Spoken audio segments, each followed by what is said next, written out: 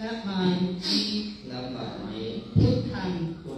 คุณัสสะภรันตังคุณัสสะภรันตังนะมามิพุทธังนะมามิธัมมังมุนิราชเทสิตังมุนิราชเทสิตังนะมามิสังฆังนะมามิสังฆังมุนิราชมุนิราชสาวกังสาวกังนะมามิกัมมัฏฐานังนะมามิกัมมัฏฐานังนิพพานานิพพานาทิฆมุปปายังทิฆมุปปายังนะมามิ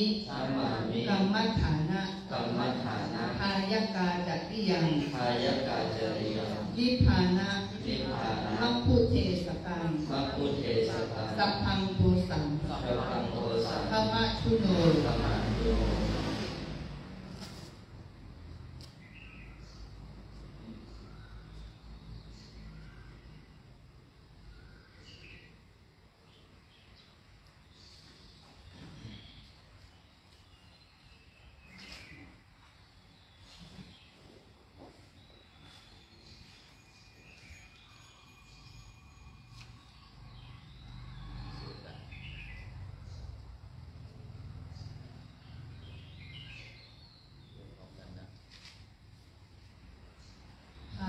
ทานที่สองนะคะ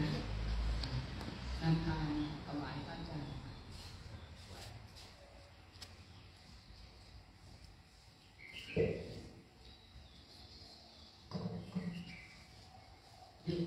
โยคีทุกท่านได้รับคณะสินค้าพร้อมกันค่ะ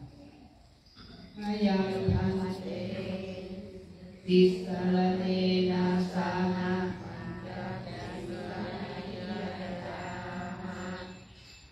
ทุติยมปิมยังพันเตติสรเนนะสานะปัญจศีลานิยาจามะตาติยมปิมยังพันเตติสรเนนะสานะปัญจศีลานิยาจามะทำนี้คือที่ร้านกรรมฐานแล้ว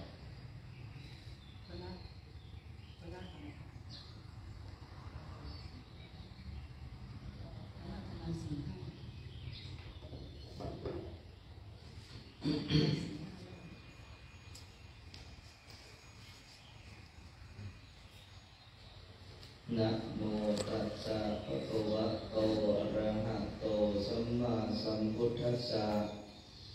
นะโมตัสสะภะคะวะโตอะระหะโตสัมมาสัมพุทธัสสะ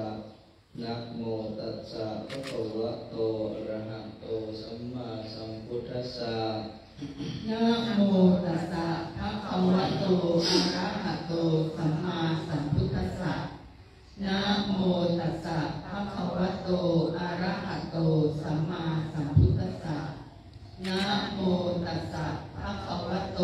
อะระหะโตสัมมาสัมพุทธัสสะพุทธังสรณังคัจฉามิพุทธังสรณังคัจฉามิธัมมังสรณังคัจฉามิธัมมังสรณังคัจฉามิสังฆังสรณังคัจฉามิสังฆังสรณังคัจฉามิทุติยัมปิพุทธังสรณังคัจฉามิทุติยัมปิพุทธังสรณังคัจฉามิทุติยัมปิธัมมังสรณังคัจฉามิทุติยัมปิธัมมังสรณังคัจฉามิทุติยัมปิสังฆังสรณังคัจฉามิทุติยัมปิสังฆังสรณังคัจฉามิตติยัมปิพุทธังสรณังคัจฉามิตติยัมปิพุทธังสรณังคัจฉามิตติยัมปิธัมมังสรณังคัจฉามิตติยัมปิธัมมังสรณังคัจฉามิตติยัมปิสังฆังสรณังคัจฉามิตติยัมปิสังฆังส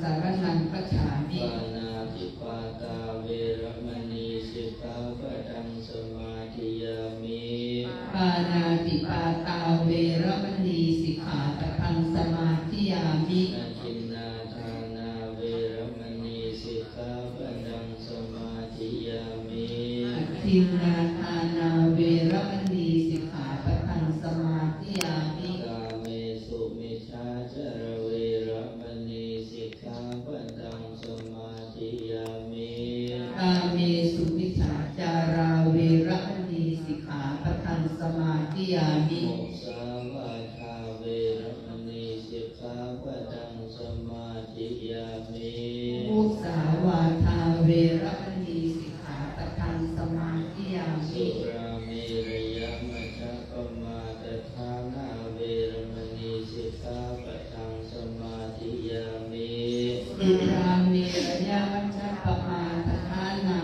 เวรมณีสิกขาปะทังสมาธิยามิ อิมานิปัญจสิกขาปทานิสีเลนะสุปฏิยันติสีเลนะโภคสัมปทาสีเลนะนิพพุติยันติตัสมาสีลังวิโส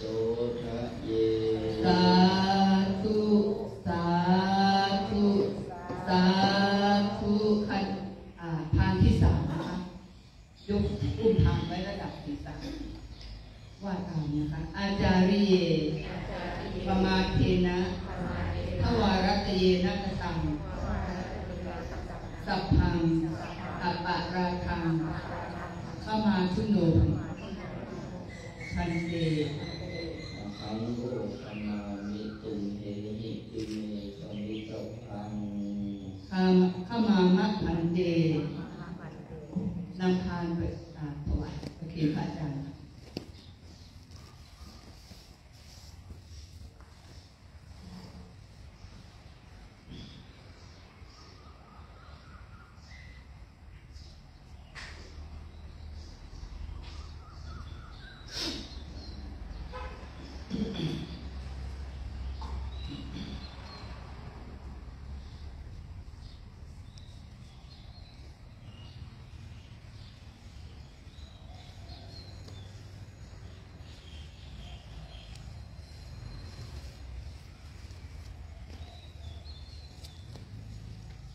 อยู่นั่งตามสบาย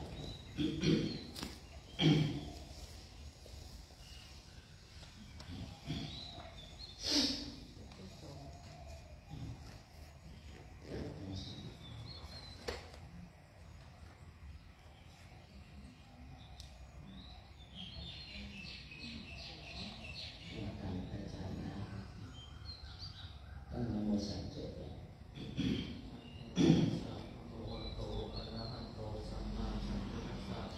นะโมตัสสะภะคะวะโตอะระหะโตสัมมาสัมพุทธัสสะ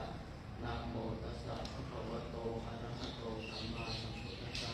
ขอความนอบน้อมของข้าพเจ้าขอความนอบน้อมของข้าพเจ้าจงมีแด่พระสัมมาสัมพุทธเจ้าจงมีแด่พระสัมมาสัมพุทธเจ้าผู้ตรัสรู้ชอบได้โดยพระองค์เองผู้ตรัสรู้ชอบได้โดยพระองค์เองข้าพเจ้าระลึกถึงพระพุทธเจ้าข้าพเจ้าระลึกถึงพระพุทธเจ้ากับทั้งพระธรรมและพระสงฆ์กับทั้งพระธรรมและพระสงฆ์ว่าเป็นที่พึ่งว่าเป็นที่พึ่งกำจัดภัยได้จริงกำจัดภัยได้จริงแม้วาระที่สองแม้วาระที่สองข้าพเจ้าระลึกถึงพระพุทธเจ้าข้าพเจ้าระลึกถึงพระพุทธเจ้ากับทั้งพระธรรมและพระสงฆ์กับทั้งพระธรรมและพระสงฆ์ว่าเป็นที่พึ่งว่าเป็นที่พึ่งกำจัดภัยได้จริงกำจัดภัยได้จริงแม้วาระที่สามแม้วาระที่สามข้าพเจ้าระลึกถึงพระพุทธเจ้าข้าพเจ้าระลึกถึงพระพุทธเจ้ากับทั้งพระธรรมและพระสงฆ์กับทั้งพระธรรมและพระสงฆ์ว่าเป็นที่พึ่งว่าเป็นที่พึ่งกำจัดภัยได้จริงกำจัดภัยได้จริงที่พึ่งของข้าพเจ้าไม่มีที่พึ่งของข้าพเจ้าไม่มีพระพุทธคือปัญญาพระพุทธคือปัญญาพระธรรมคือความจริงพระธรรมคือความจริงพระสงฆ์คือความดีพระสงฆ์คือความดีเป็นที่พึ่งอันประเสริฐเป็นที่พึ่งอันประเสริฐของข้าพ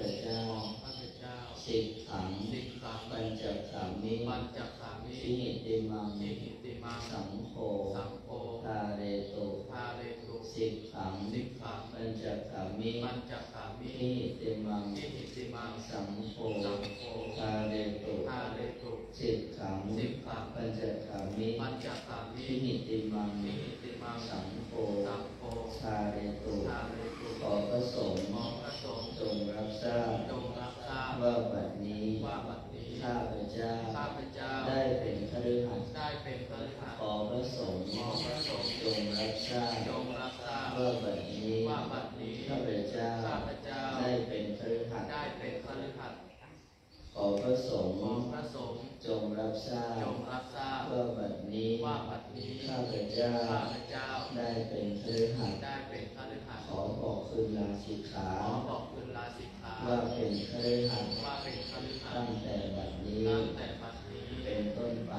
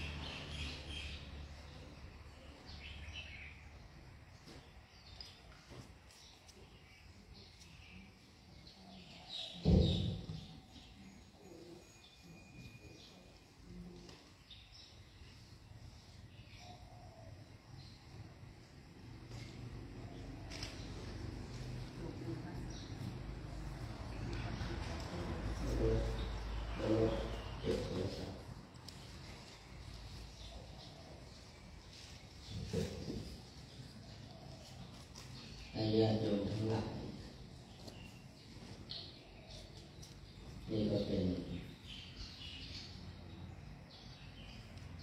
การลาสิกขาซึ่งสมณเณรก็อยู่ร่วมกับพวกเรามาโดยตลอดทีนี้พระอาจารย์ก็ใจกว้างก็อยากจะให้ทุกคนได้เรียนรู้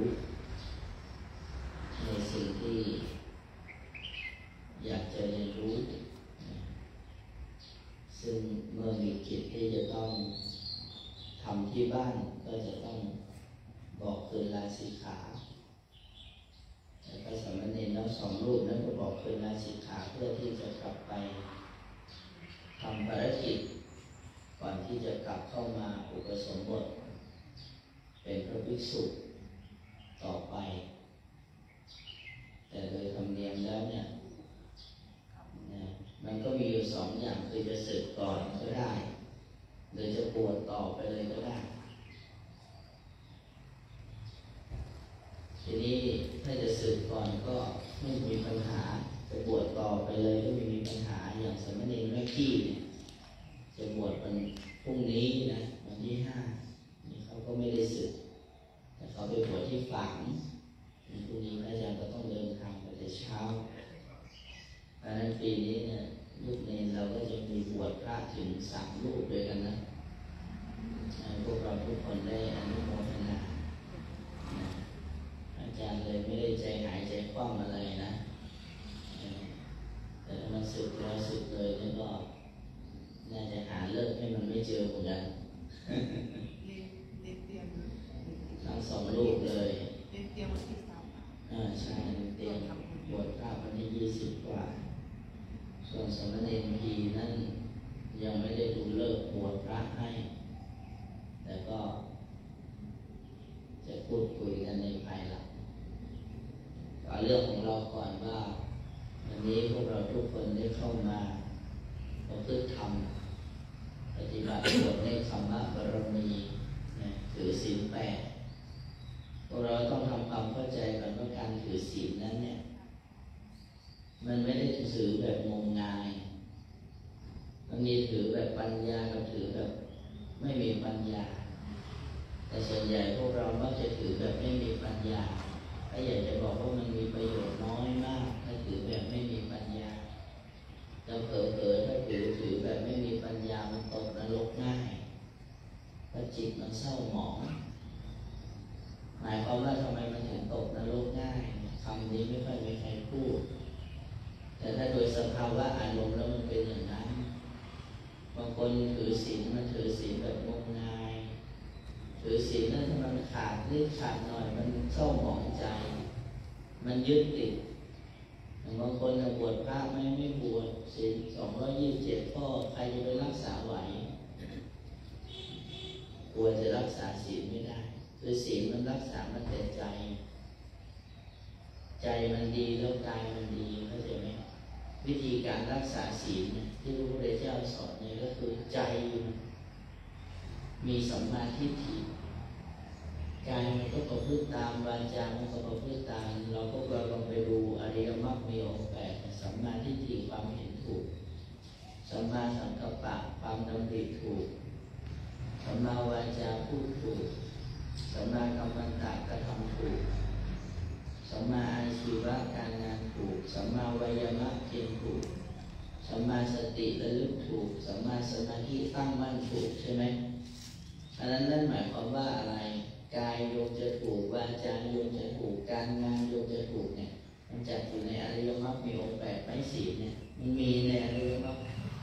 เพราะนั้นสัมมาทิฏฐิจึงเป็นรุ่งอรุณแห่งกุศลทั้งปวงหล่อเลยเนาะ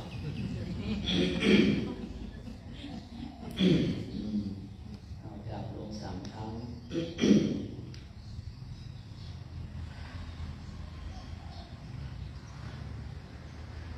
รีบเข้ามาแล้วเดี๋ยวไม่มีใครคนรอใส่บาตรเยอะหมายถึงน้อยพีเนาะอาตั้งราชนาศีลเ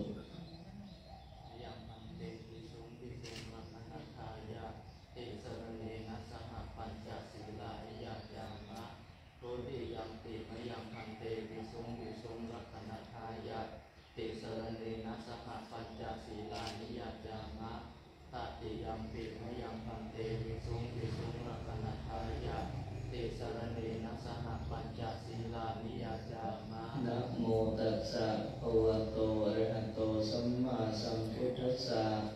นะโมตัสสะภะคะวะโตอะระหะโตสัมมาสัมพุทธัสสะนะโมตัสสะภะคะวะโตอะระหะโตสัมมาสัมพุทธัสสะ นะโมตัสสะภะคะวะโตอะระหะโตสัมมาสัมพุทธัสสะนะโมตัสสะภะคะวะโตอะระหะโตสัมมาสัมพุทธัสสะ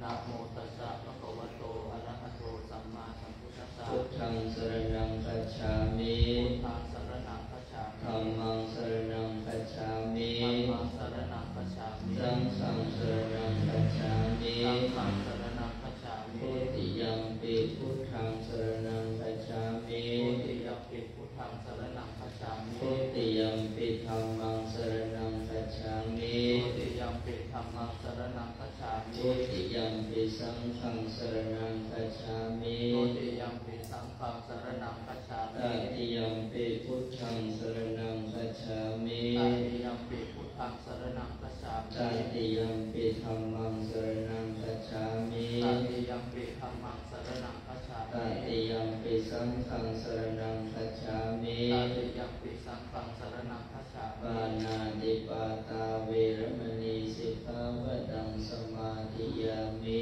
ปานาติปาตาเวรมณีสิกขาปะทังสมาธิยามิ อาทินนาทานาเวรมณีสิกขาปะทังสมาธิยามิ อาทินาทานาเวรมณีสิกขาปะทังสมาธิยาก า มิ เมสุมิชฌาจาราเวรมณีสิกขาปะทังสมาธิยามิ กาเมสุมิชฌาจาราเวรมณีสิกขาปะทังสมาธิยามิ มุสาวาทาเวรมณีสิกขาปะทังสมาธิยามิ โมสาวาทาเวรมณีสิกขาปะทังสมาธิยา สุ มิ ราเมรยมัจจปมาทฐานาเวรมณีสิกขาปะทังสมาธิยามิ สุราเมรยมัชฌปมาทฐานาเวรมณีสิกขาปะทังสมาธิยามิ อิมานิปัญจสิกขาปทานิสีเลนะสุขติยันติสีเลนะภูปสัมปทาสีเลนะนิพุติยันติตัสมาสีลังวิโสทะเยสาธุครับ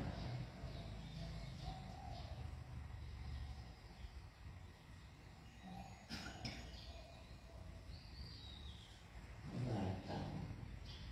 กายกรรมสาม กายกรรมสาม วจีกรรมสี่ วจีกรรมสี่ มโนกรรมสาม มโนกรรมสาม กรรมอันใด กรรมอันใด ที่ข้าพระพุทธเจ้า ที่ข้าพระพุทธเจ้า ได้ล่วงเกิน ได้ล่วงเกิน ต่อพระรัตนตรัย ต่อพระรัตนตรัย พระกรรมฐาน พระกรรมฐาน พระคุณของบิดามารดา พระคุณของบิดามารดา ครูบาอาจารย์ทั้งหลาย ครูบาอาจารย์ทั้งหลา ขอย ท่านผู้มีพระคุณ ขอท่านผู้มีพระคุณ จงได้โปรดขอโทษ จงได้โปรดโทษ อโหสิกรร อ ม โหสิกรรม แก่ข้าพระพุทธเจ้า แก่ข้าพระพุทธเจ้าก รรมอันใด กรรมอันใด ด้วยกายก็ดี ด้วยกายก็ดี วาจาก็ดี วาจาก็ดี ด้วยใจก็ดี ด้วยใจก็ดี ทั้งตั้งใจ ทั้งตั้งใจ และไม่ได้ตั้งใจ และไม่ได้ตั้งใจ ต่อหน้า ต่อหน้า และรับหลัง และรับหลัง ขอคุณพระรัตนตรัย ขอคุณพระรัตนตรัย และพระคุณทั้งหลาย และพระคุณทั้งหลาย จงได้ยกโทษ จงได้ยกโทษ แก่ข้าพระพุทธเจ้า แก่ข้าพระพุทธเจ้าก าย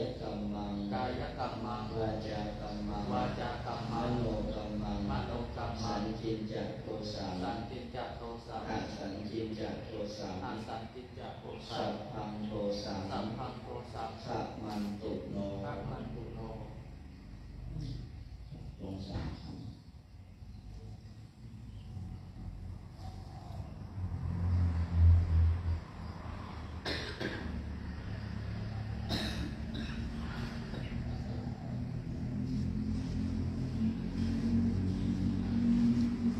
ไปสองคนเลยกี่โมงแล้วครับ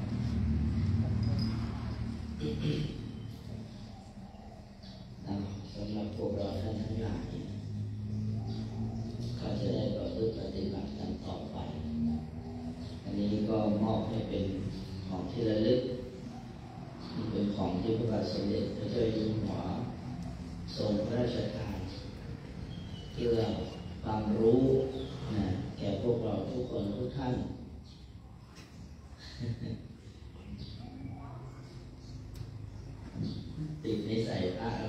ด้วยสิ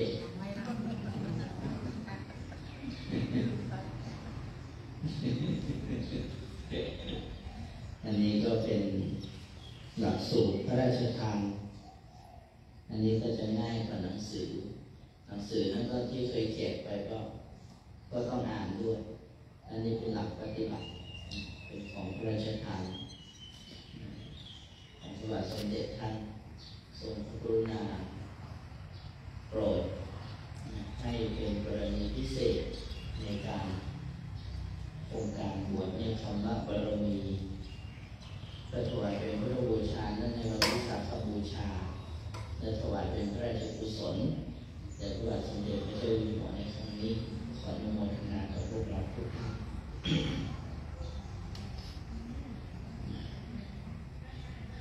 จะได้ปฏิบัติกันต่อ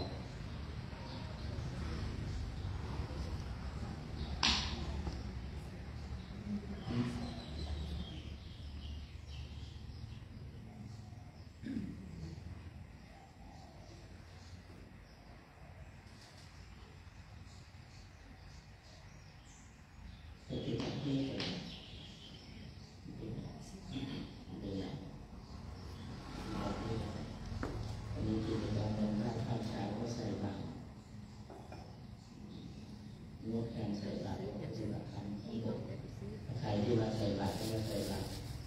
กำลังเข้าได้เลยพวกเรารับก่อนนะ ยะถาวริวหาปุราปาริปุเรนติสาครัง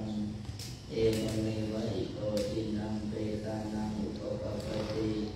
อิจิตังปฏิตังตุมหังคิปุเนวะสมิจตุสัพเพปุเรนตุสังฆปาจันโทปนรโสยะถามณิโชตรโสยะถาเทวชันตุสัพพะโรโควินาศตุมาเตภวัตวันตรายโยสุขีทีคายุโกภวะภิวันธนาสีลิพุทธาปัจจายโนจัตตาโลธัมมาวันทันติอายุวันโนสุขังภะลัง